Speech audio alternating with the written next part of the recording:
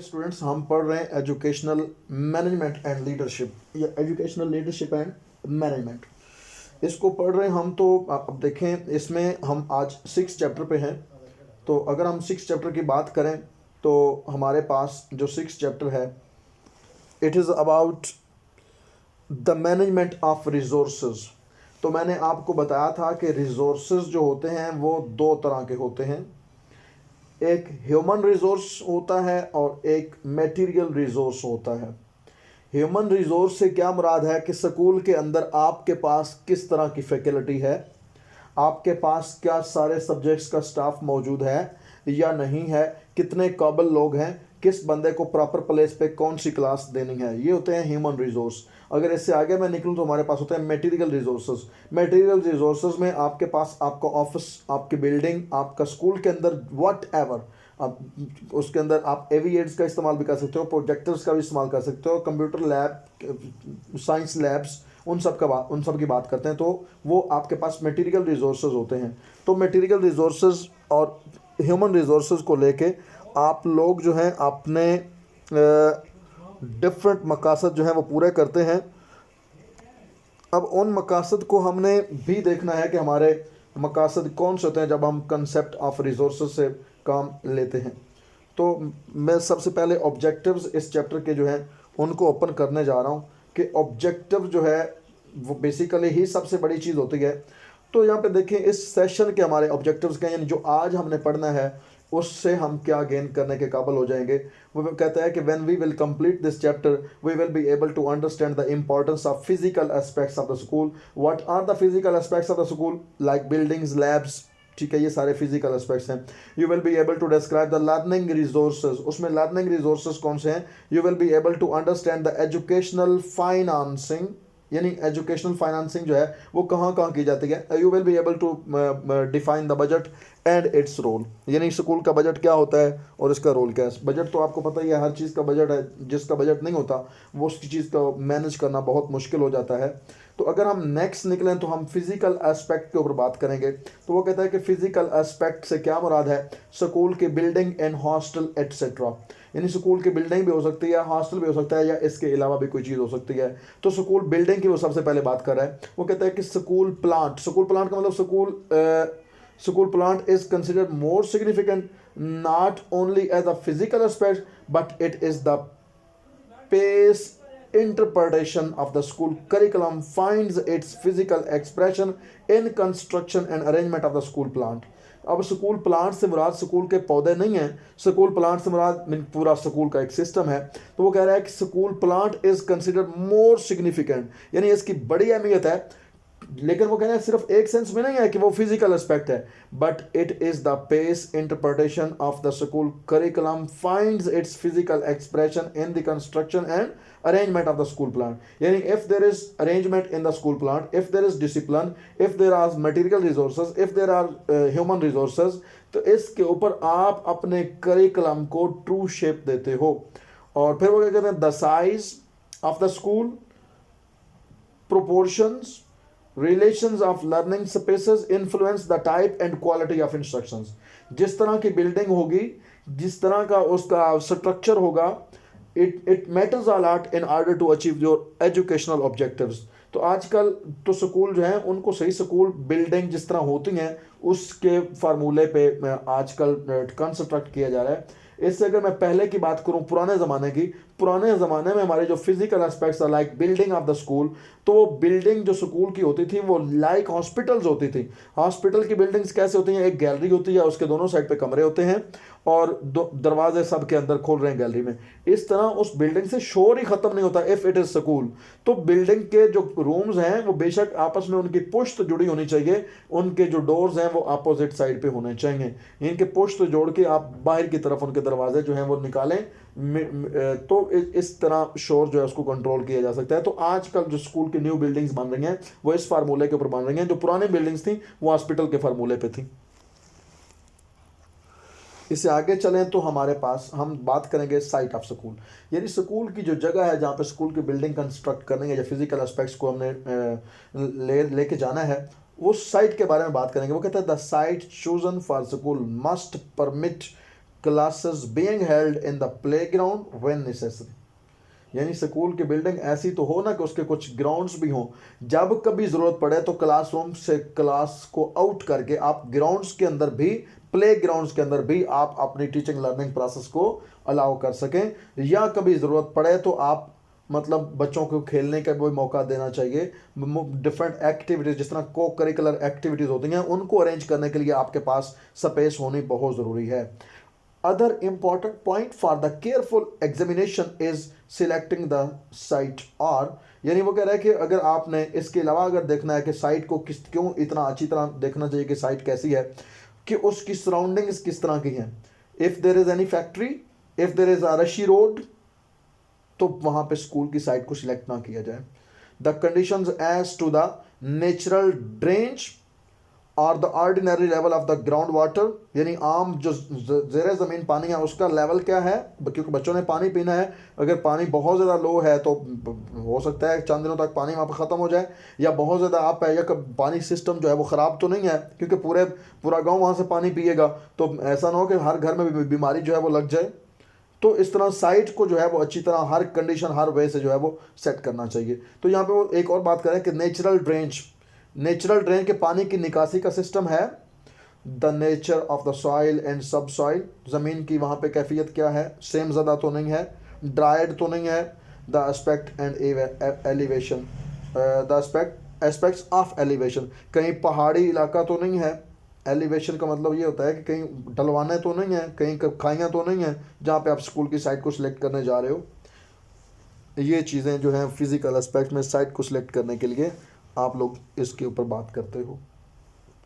इसके बाद हॉस्टल है, वो कहता है the hostel should not be regarded merely as a living place for the students. The hostel should help realize the ideals of the school and provide an opportunity to the students to develop their spirit of the cooperate living। यानी hostel सिर्फ ये नहीं है कि बस भेड़ बकरियां जो उनको बंद कर दिया जाए उसके अंदर, बल्कि स्टूडेंट वहाँ से आइडियल बन के निकलते हैं। जितने भी आज तक मैंने ये रिफॉर्मर्स देखे हैं वो सारे हॉस्टल की जो है वो प्रोडक्शन होती है, समझें। जितनी भी ये तंजीमें बनी हैं जिसमें आपकी जामिया मिलिया इस्लामिया है, तरीके अलीगढ़ है, तरीके देवबंद है, ये सारे के सारे हॉस्टल की प्रोडक्शन थी। हॉस्टल की प्रोडक्शन से मुराद कि हॉस्टल में ये लोग रहे और वहाँ से इन्होंने ये सारी जमातें बनाई और जाके पूरी दुनिया में जो है वो जाके अपना जो पैगाम है वो दिया। तो वो कह रहे हैं कि हॉस्टल जो है उसमें बच्चों ने आपस में किस तरह एक कोऑपरेशन की स्पिरिट है उसको भी डेवलप करना होता है। The hostel should be arranged in such a way that the student may get an opportunity to put into the practice and ideals he is taught in the school. यानी जो कुछ school में सीख रहा है उसको आके यहाँ पे प्रैक्टिस करे। इसी चीज़ को कंटिन्यू करते हुए वो क्या कह रहे हैं, the need and utility of the hostel, यानी हॉस्टल का क्या फ़ायदा है, इसकी ज़रूरत क्या है। Hostel superintendent and his responsibilities, और फिर mess and its supervision, mess की सुपरविजन, और फिर method of living of the students, elements and regulations, health and games, organisation of the hostel, hostel building, internal management, और फिर registers. अगर इन्होंने इसको अलग से डिटेल में किया तो मैं देखता हूँ ज़रा, अगर नहीं किया तो फिर मैं यहाँ पे आपको डिस्कस करके जाऊँगा। नहीं किया तो देखें ज़रा। सबसे पहली बात, hostel superintendent and his responsibilities. जो हॉस्टल सुपरडेंट होता है ऐसे ही होता है जैसे एक स्कूल का हेड होता है। उसको चाहिए कि बच्चों की नीड्स को पूरा करें, उसको चाहिए कि हर बच्चे को विजिलेंट आई से उसको ऑब्जर्वेशन उसके ऊपर करे, और उसके साथ साथ जो अपनी मैनेजमेंट है हॉस्टल की वो प्रॉपर होनी चाहिए। अब इसके बाद देखें एक मैसिंग सिस्टम जो हॉस्टल का होता है और उसकी सुपरविजन। तो मैस कम अज़ कम इस तरह का तो होना चाहिए जो बच्चों की जो हेल्थ है या बच्चों को जो प्रॉपर इज्ज़ा दिए जा रहे हैं खुराक में, उनको इंश्योर किया जाए कि बच्चा जो है वो फिज़िकली डाउन ना हो, और फिर उसको सुपरवाइज़ भी करें, उस मैस को डेली चेक भी करें, और ख़ुद हॉस्टल की इंतज़ामिया जो है वही खाना खाए। फिर method of living of the students ने किस तरह रहना है, यानी हॉस्टल में जो ग्रेड वाइज होता है, यानी ये भी नहीं होना चाहिए कि 6ठी क्लास के लोग और 7 क्लास के लोग, यानी 2 डिफरेंट ग्रेड्स के लोग आपस में इकट्ठे कर दिए जाए। यानी या फिर छोटे बच्चे बड़े बच्चों के साथ रह रहे हो, बड़े बच्चे छोटे बच्चों के साथ अपनी एज लेवल और ग्रेड लेवल बराबर होना चाहिए, और उनकी फिर लिविंग जो है वो इस तरह की जाए। और उसके अलावा ये ना हो कि भेड़ बकरियों की तरह जो है वो एक कमरे में 10-10 लोग जो है उनको कहा जाए कि आप अरेंज करें। हर एक कमरे में कम से कम 4 लोग होने चाहिए, उन 4 लोगों का जो बेड है वो लगा हो, या बिस्तर जैसे भी या मैट्रेस लगा हो, और प्रॉपर हर किसी को रोशनी दी जाए, और प्रॉपर जो हर किसी के लिए जो है वो जो जो भी मतलब हॉस्टल के अंदर एक बच्चे को फैसिलिटीज़ मिलनी चाहिए वो मिलनी चाहिए। इसके बाद है एलमेंट एंड रेगुलेशन, यानी अगर बच्चा को बीमार हो जाता है तो उसका प्रॉपर एक फार्मेसी सिस्टम भी होना चाहिए हॉस्टल में, ताकि बच्चे को फ़ौरन चेक किया जाए। हेल्थ एंड गेम्स, हॉस्टल के अंदर भी गेम्स होनी चाहिए, प्रॉपर प्लेस होनी चाहिए जहाँ पे बच्चे बैठ के अपनी गेम खेल सकें, गेम है तो हेल्थ है। उसके बाद ऑर्गेनाइजेशन ऑफ द हॉस्टल, यानी हॉस्टल को ऑर्गेनाइज कैसे किया जाता है, यानी उसमें मुख्तलिफ कमेटीज़ बनाई जाती हैं, कमेटीज़ बना के हर कमेटी के ज़िम्मे उसका काम लगाया जाता है ताकि हॉस्टल को प्रॉपरली जो है वो ऑर्गेनाइज़ किया जा सके। और फिर हॉस्टल बिल्डिंग है वो मैटर करती है किस तरह की बिल्डिंग है। आजकल इसके ऊपर कोई भी मतलब हॉस्टल बनाने के लिए वैसे तो बिल्डिंग बहुत कुशादा होनी चाहिए, जो रूम्स हैं वो एयरी होने चाहिए और वेल लाइटेड होने चाहिए, उसके बाद वेल पेंटेड होने चाहिए, लेकिन अभी इसके ऊपर काम हमारे पाकिस्तान में इतना नहीं होता। इंटरनल मैनेजमेंट, फिर वही कमेटीज़ की बात है। फिर हॉस्टल का रजिस्टर है, इन आउट का रजिस्टर होता है कि कब कोई बच्चा आ रहा है कब कोई जा रहा है, विजिटिंग रजिस्टर होता है, उसके बाद फ़ी रजिस्टर होता है, बहुत ज़्यादा मैस का रजिस्टर भी होता है, बहुत ज़्यादा इसमें रजिस्टर आते हैं। इसके बाद अगर हम बात करें तो लर्निंग रिसोर्सेज हैं। लर्निंग रिसोर्सेज का मतलब यह है कि जब आपने लर्निंग करवानी है तो उस वक्त जो रिसोर्स आप लोग अपने स्कूल में यूज़ करते हो उसमें इंस्ट्रक्शनल मटेरियल है, यानी आपके पास टेक्स्ट बुक्स भी होती हैं, गाइड बुक्स भी होती हैं, वर्क बुक्स भी होती हैं, लेसन प्लान्स भी होते हैं। तो वो क्या कहता है, administrative leadership carries the responsibility of obtaining and allocating the instructional material necessary to promote the educational programmes and development and student learning. The use of instructional material implies that learners are studying at one remote from the other. यानी वही बात कि आपकी जो administrative body है वो आपको books provide करती है, आपको लर्निंग मटेरियल प्रोवाइड करती है जो आप बच्चों को देते हो कि वो अपने टीचिंग लर्निंग प्रोसेस को जो है उसमें इन्वॉल्व होके अपना नॉलेज जो है उसको गेट कर सकें। ये आपके लर्निंग रिसोर्सेज हैं। इसमें फिर आगे नेक्स्ट आता है ऑडियो विजुअल एड्स। तो ऑडियो विजुअल एड्स की बात करें तो वो कहता है कि an outstanding development in the modern education is the increased use of supplementary devices by which the teacher through the use of more than one sensory channel helps to clarify, establish and correlate accuracy concepts and interpretation and appreciation, increases the knowledge, raises interest and even evokes the worthy emotions and enrich the imagination of the children. उसने क्या बात की है कि अगर teacher सिर्फ lecture दे रहा है तो यहाँ पे 2 चीज़ों के ऊपर काम हो रहा है, एक विजुअल और एक हेयरिंग, यानी ऑडिटरी एंड विजुअल। तो जब एक टीचर जो है वो ऑडियो विजुअल एड्स का इस्तेमाल करके अपने लेक्चर को फ्रूटफुल बनाता है, अपने लेक्चर को इंटरेस्टिंग बनाता है, तो उससे वो बच्चों का सिर्फ एक चैनल जो सेंसरी चैनल है एक जो है उससे चीज़ें क्लैरिफाई नहीं कर रहा था, बल्कि मोर देन वन चैनल, यानी जिसमें आपकी बॉडी मूवमेंट भी है, बच्चे की एक्टिविटी भी शामिल है, यानी सेंसरी मोटर्स भी आपकी शामिल हैं, मोटर स्किल्स के ऊपर भी काम किया जा रहा है, विजुअल के ऊपर भी काम किया जा रहा है, ऑडिटरी के ऊपर भी काम किया जा रहा है। तो वो सारी चीज़ों को साथ मिला के अच्छी तरह इंटरप्रेट करता है, जिसमें बच्चों का इंटरेस्ट भी बढ़ाता है, बच्चों के इमोशंस को इनरिच करता है और उनका इमेजिनेशन जो वो बढ़ाता है। और फिर इसी तरह आगे एक फ़िज़िकल एस्पेक्ट है हमारे पास, लाइब्रेरी। तो लाइब्रेरी का आप सारे लोग जानते हैं, इसमें कोई नई बात नहीं होगी। Library is the necessity for the school and sufficient attention should be directed toward its proper organisation, यानी लाइब्रेरी को ऑर्गेनाइज कैसे किया गया ये भी मैटर करता है। आपने लाइब्रेरी को ऑर्गेनाइज कैसे करना है, अब आजकल तो डिजिटल लाइब्रेरी आ चुकी हैं, लेकिन आपको grade wise class wise books को रखना पड़ता है, फिर उनको ऊपर से टैगिंग करनी पड़ती है, नंबर लगाने पड़ते हैं बुक्स को, और फिर उसके लिए रजिस्टर होता है जिससे आप ऑर्गेनाइज करते हो कि बुक किसको इशू की, कब वापस आई, किस तरह की बुक थी। तो वो कहते हैं कि उसकी प्रॉपर यूटिलाइजेशन होती है and development. The entire environment of the school contributes toward the education and the library is the is of a great help in creating a suitable environment for the education, क्योंकि school का वो कह रहे हैं purpose ही educate करना है। तो अगर आपका पर्पस एजुकेट करना है तो library is one of the basic factor in promoting education.